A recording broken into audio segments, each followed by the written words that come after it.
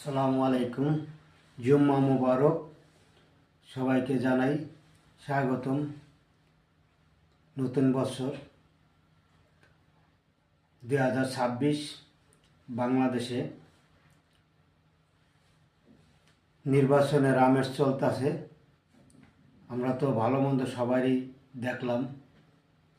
এবার তৃতীয় কোনো ব্যক্তি যদি আমাদের বাংলাদেশে শাসন করত বা প্রধানমন্ত্রী হতো তাহলে বোঝা যাইতো তাহলে বড় বড় দলের থেকে ছোট ছোট দলগুলা কতটুকু শান্তশিষ্ট আর কি। তা সবারই বিবেচনা দিয়ে কাম করা সবচেয়ে উত্তম। আবেগ দিয়ে না করি, বিবেক দিয়ে কাজ করি, কারণ বিবেক সবচেয়ে বড়। আবেগ আজ আছে কাল নেই। আবেগ কখনো চিরস্থায়ী হইতে পারে না। বিবেক অনেক সময় লং টাইম পর্যন্ত চলার জন্য করতে পারে। তার জন্য আমরা মনে করি বিবেক দিয়ে কাজ করা সবচেয়ে উত্তম। বিবেক দিয়ে কাজ করলে সুবিধা হচ্ছে আমার ভোট আমি দেব, যাকে খুশি যা তাকে দেব। তো একজন দায়িত্ববান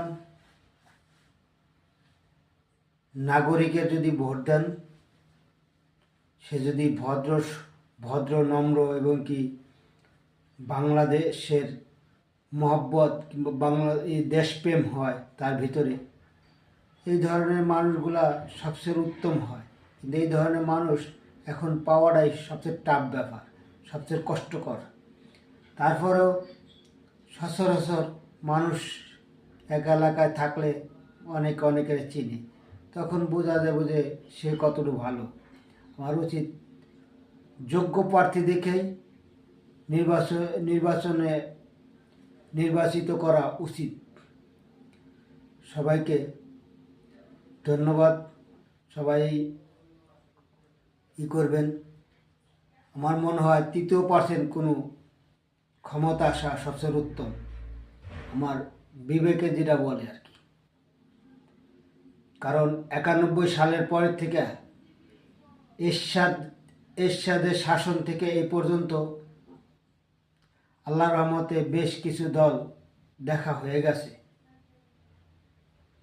তারা যে আমাদের জন্য, দেশের জনগণের জন্য, ব্যবসা বাণিজ্যের জন্য কিংবা প্রবাসীদের জন্য মানে যে কতটুকু ভাবনা চিন্তা তাদের ভিতরে ছিল, সেটা